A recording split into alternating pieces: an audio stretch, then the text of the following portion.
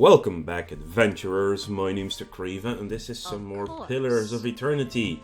And we are trying to make our way back to the Gilded Vale right about now. Oh god, isn't that it? So we're having visions now. Yeah, there is a plant up here too. It's interesting. There's a lot of stuff here strewn about the floor. Oh, that's another one. Pilgrim's Crown. Vessel flesh. Apparently we can harvest these things. Which is actually kind of creepy. And that vision is also still freaking creepy. There's a lot of stuff to be collected. Okay. This is the world apparently. Defiance Bay. Twin Elms.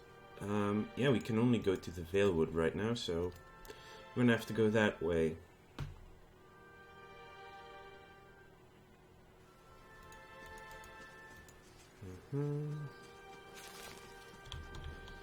Lots of stuff everywhere, apparently. Hey, a ghost. Where are you going, ghost? And it's gone. Okay. Nowhere to go here. Then we'll probably have to go through this pass.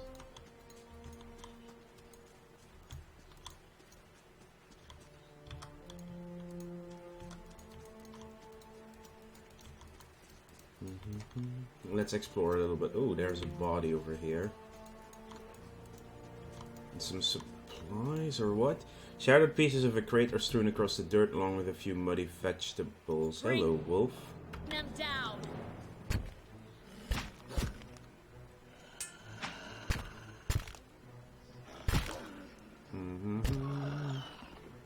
We just punched this wolf to death.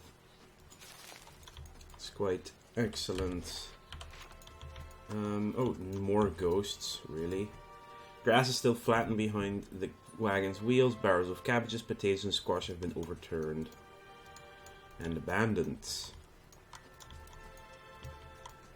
So we're finding... Oh, hello, there's a campsite here.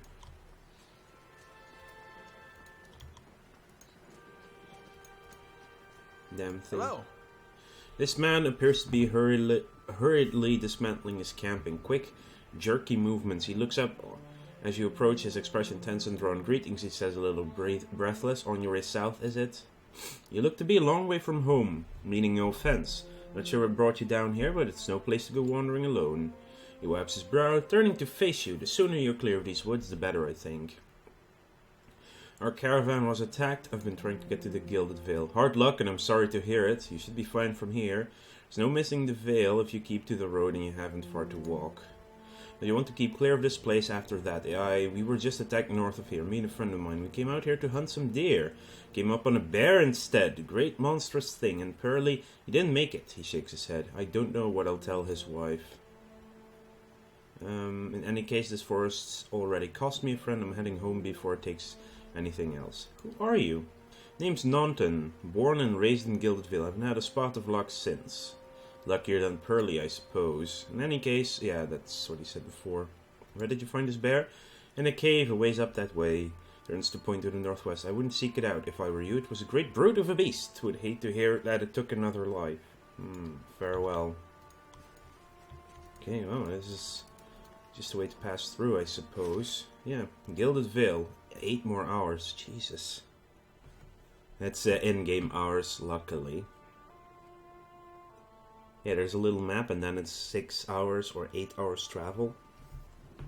Stash can now be accessed. Oh, that's good, I suppose. Your journal has been updated. Gilded Vale.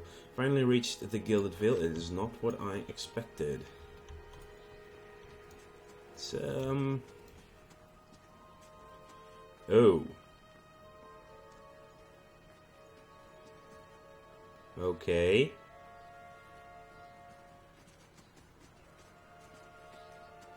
You must be one of the new settlers. Welcome to Gilded Vale. You'll be pleased to know that we've had some recent vacancies here.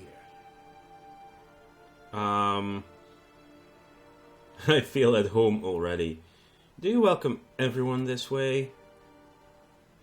The only answer you hear is the buzzing of flies from the tree. Of course, we'll need to make some inquiries first. The inestimable Lord Radric VII has taken great pains to insulate our town from Widewind's legacy. Have you ever conceived a Hollowborn child? What are you talking about? An infant born without a soul, of course. Okay. Lord Radric has made it his first priority to eliminate this scourge from our village. How'd you know if something is soulless? I should warn you, stranger. Here in Gilded Vale, we have a special place for dissidents, charlatans, and those who would hide a curse in our midst. He steps to the side and inclines his head ever so slightly toward the deformed tree. His lordship's wife is with child and due any day now. Without his approval, I shan't be able to find you a permanent settlement. It will have to wait until after the birth. We can continue our interview then, after the bell tolls from Radric's hold to signal my lord's new heir. In the meantime, you can find temporary accommodations at the inn just southwest of here.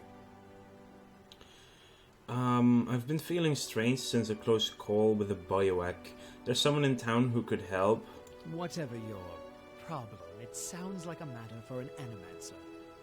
However, the only animancer in Gilded Vale isn't in any condition to speak. Of course. Consider yourself fortunate. After she failed Lord Radric, we saw to it that she wouldn't profit from the misplaced trust of others. A bad cure is often worse than none at all. Okay, this is really a creepy town already. But if you're set on finding a bottle of troll piss or a dead Audra pebble to rub on your forehead, you're welcome to check her pockets. A little corpse stink is nothing when you're digging for shit. My advice, however, is to be satisfied that you escaped and leave it at that. Yeah, you're probably gonna have to be killed at some point. Widewind's legacy? I forget that you foreigners do not have this curse in your homelands. The Hollowborn have been a scourge upon the Dairywood for almost 15 years now. Children born without souls. Pitiful. Dumb things that breathe, barely, but do not truly live. Some say the Hollowborn are a disease. Some say they are a punishment from the gods. In truth, no one knows. But they began spreading after the Saints War, and so the name Widewind's Legacy stuck in honor of that foul, blasphemous pretender. Lord Radric's decrees may seem strict at times, but he has our best interest at heart. Goodbye. Keep out of... Oh boy. Listen. I guess the kid's been born now. Let that be the last.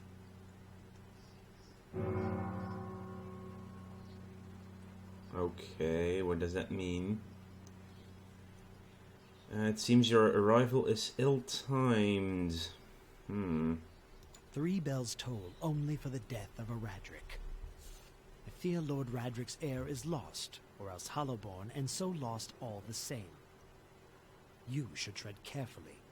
Circumstances have changed a great deal. Seriously, don't threaten me, little man. It's no threat, only a warning. Lord Radric will tolerate no threats to his kin or those who live upon his lands. Grief will not make him more docile. Does this affect the Lord's offer to new settlers? I can be sure of nothing right now. Advise you to get some rest. The inn or a stable for all I care. Find me afterwards. I will know more soon enough. Okay. This place is freakishly creepy. But there are some mushrooms on the wall. And there are some more down here. Oh, we have to walk around. Oh wow, this place is almost completely destroyed as well. Really? The Gilded Vale. Said to be one of the most prosperous villages, full of opportunities. Yeah, that's quite obviously not the case right now. Okay, get the mushrooms on the wall, over the moss, whatever. And the tree. Scattered between the roots are bracelets of twine and bead, wilting flowers and notes half erased by the rains. He said southwest was the inn. I think that would be this building. There's some people everywhere. Things are bound to get worse now. Aloth. You see 4 people gathered by the door to the inn. Their raised voices and chopping gestures suggest an argument reaching its climax. The first figure raises his hands for calm. His face is partially obscured by a hood, but his height and stature suggests an elf. I meant no offense. Let's put this matter to rest over a round, shall we? My treat. Hoping to soothe our pride with a few Adira coppers, eh? We don't need your coin. Ooh, a fight. No, what's going on? Mocking us, one of the other men points at the hooded elf. His eyes are red from drink, but his gaze is focused. Mocking us even while he shelters in our village just goes to show what these fancy Aedir manners are worth. We don't take that to that kind of treatment, not from foreigners, especially not from Aedirians. Say it again. I'm itching for an excuse. Why, you're itching for the kindling touch of your sister, you cocksfeather! Okay, that was a little bit racist, I guess. I'll cut that barrel-licking tongue out of your head. This is a misunderstanding. I didn't say whatever it is you think I said. We've nigh quarrel. Okay, this is weird. That's where you're wrong.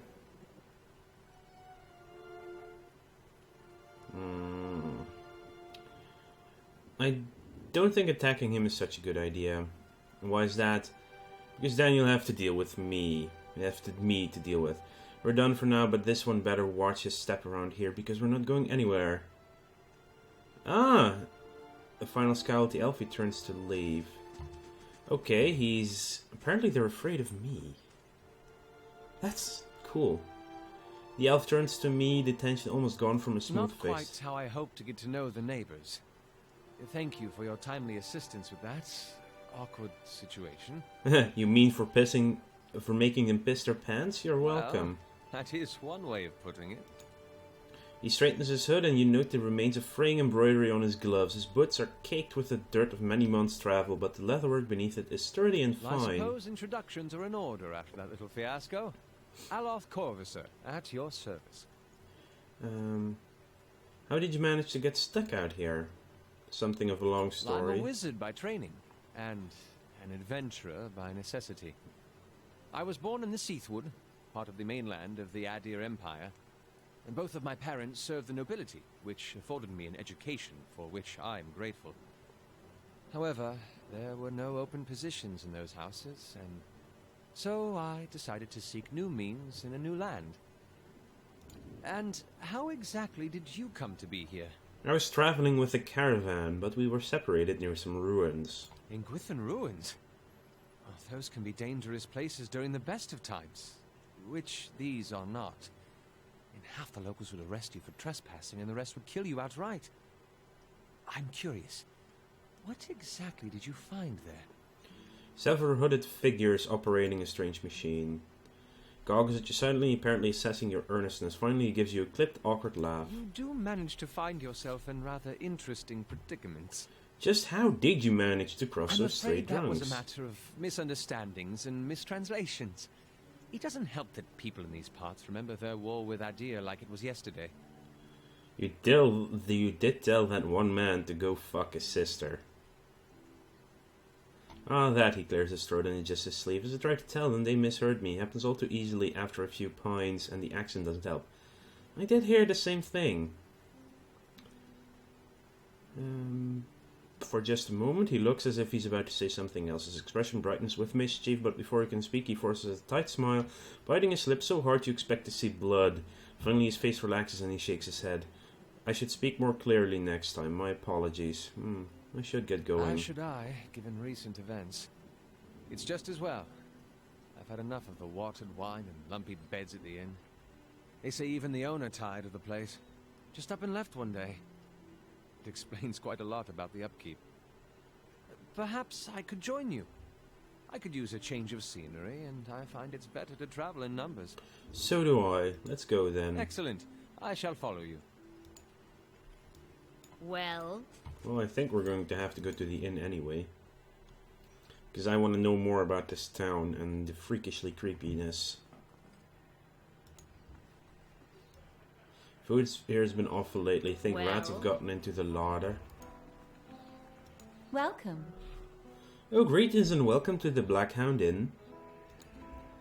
Please sit where you like. Would you like a drink or a room? We have 2 available at the moment. I'm afraid we can't offer much by way of a good meal today. Could I see what you have for sale? Nothing for me, thanks. We're running a little short on goods these days, but we ought to have more soon. How does this work? Trade there. Probably has some money. Okay, I'm keeping the chisel. Right click is details. There we go, let's trade. Ooh, they're keeping this stuff. That's quite nice. And trade the rest of it as well. Camping supplies. I thought I'd had some oh! It's scale armor, that's medium, okay. DR7, that's DR. Damage reduction, I see. Recovery speed. When the character spends between actions, longer actions result in proportionally longer recovery. Armor also has a large effect on recovery. Generally, heavier armor inflicts longer recovery penalties. It's actually good to know. What do we have here? Potion. Gonna keep that here. We're gonna keep those things here. Lockpick, the journal, some torches. I think it's a good idea to keep those things around. Let's trade the rest of it. Level 1 advance. Oh wow, we can just hire straight up people here. Available rooms. The common room. Yes, let's rest in the common room then.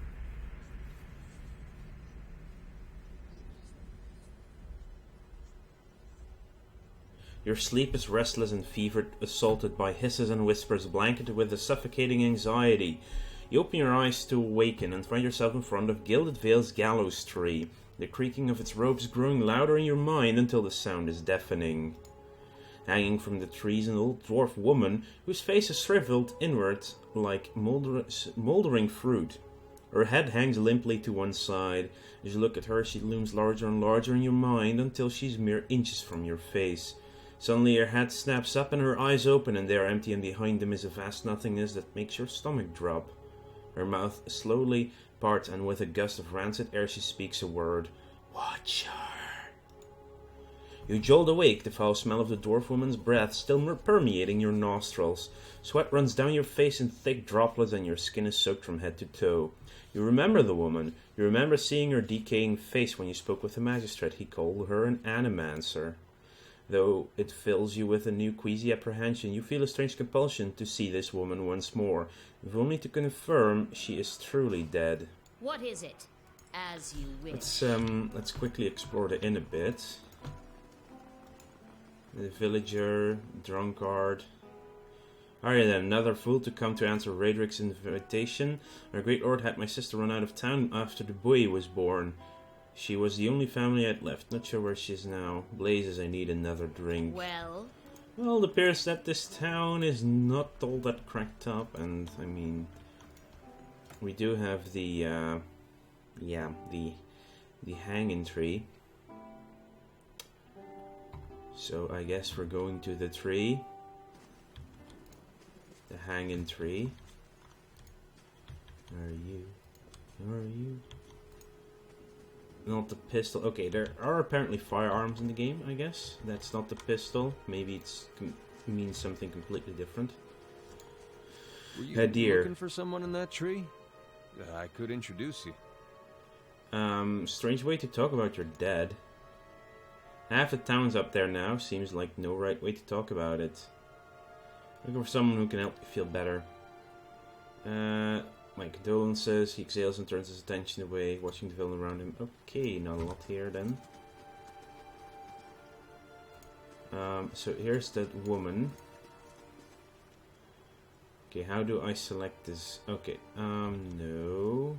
Ah, there it is. The squat, distended body of an elderly dwarf woman dangles from a thin, crooked bough. Bough, I think. That sags at the tug of her noose. The bloated purple flesh of her neck, worn away in patches like moth-eaten linen, bulges over the rope that suspends her, and her lifeless head tolls forward rigidly from one side to the other when the breeze shifts. You perceive a faint glow around her that casts no light on its surroundings, but there's a tepid warmth to it, and you feel somehow that you could reach out and touch it, not with your hands, but with some aspect of yourself that has no worldly dimension. Yeah, reach out. You take a deep breath, clearing your mind, focusing on your objective. As you exhale, you feel yourself spreading out toward the hanging woman, receiving all that lies between you and her with new and familiar awareness. Once you have expanded enough to reach her, there's a sudden jolt to your mind, a ringing, electric surge of images and words and sounds. Involuntarily, you shut your eyes and feel yourself being pulled down to some deeper consciousness in a space occupied only by you and the hanging woman. And when you open them again, she's staring at you with eyes clouded in a milky fog, her body still swaying in a wind you no longer feel from a tree that stands planted in a misty void. The woman gives you a slow nod of her head, the rope creaking as she does so, and she smiles at you. Have you come here for me, dear? Or have you gotten lost? Ah, it is both, I think. Yes? I think I survived the bivouac. Do you know why that would be? Did you now, dear? My, that would be something, wouldn't it? Could be luck, could certainly be. A storm can be a careless thing. Or maybe it got its hands around your soul but couldn't pick it up. A soul can be heavy if it stayed in one piece through its time.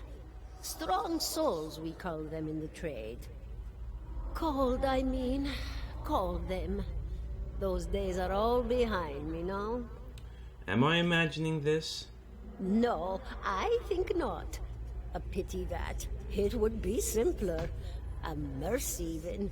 To not have to wander anymore, no? Alas, we are here, you and I. Wherever here may be. You said... Yeah, no, I need to understand something that's happened to me. She now has a look of pity on her face, as though consoling a child. The world looks a little different than it used to, is that it? Feels like you're noticing things for the first time that have always been there. You have seen past the shroud. It only takes an instant. Your soul remembers, yes? Remembers how it sees when it leaves the body, like being reminded of a dream you had forgotten. You are a watcher now, and a watcher you will stay. What's a watcher? What indeed? Long hours have many animancers spent studying such things. Not I, though. Not I. I'll tell you what I know, though, since fair is fair. And here we are, visiting, you and I, and it reminds me of better times. Souls pass on. Some say through Audra stones, which are the blood veins of the world. They leave the world for a time and are reborn into it.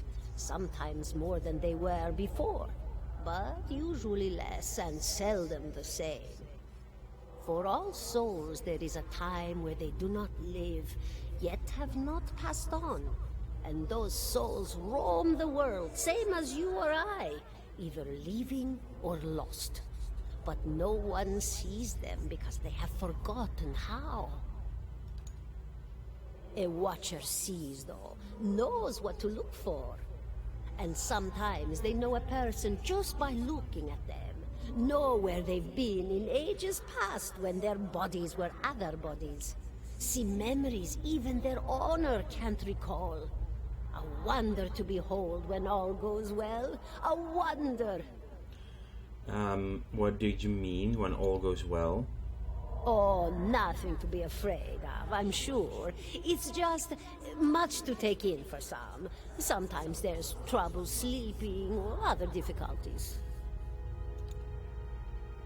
You should see old Merwald. He could tell you much more than I. A watcher just like you. Helped many in his day. Took up in an old keep no one would claim. Not far, not far. Kadnua, beyond the Black Meadow. He will welcome the company. Farewell. Goodbye, my dear. It was lovely visiting. Caldara closes her eyes and her head slumps forward over the news, and your surroundings seem to bleed into your vision from some unknown place of waiting. Yes, I'm fine. I'm a watcher. Well, that is interesting, he says. I expect this has something to do with the hooded figures in the ruins, In any case, I appreciate your honesty. Since we're traveling together, it's probably wise for us to share these things. Do you know anything about watchers? Only that they're rare and that they seem to have unique insights into certain soul conditions, he coughs, as he just demonstrated. Now let's continue on. I would like to thank you all for watching. Make sure to like this video if you enjoyed it and subscribe to the channel if you want to keep up to date in the future. I'll see you guys later.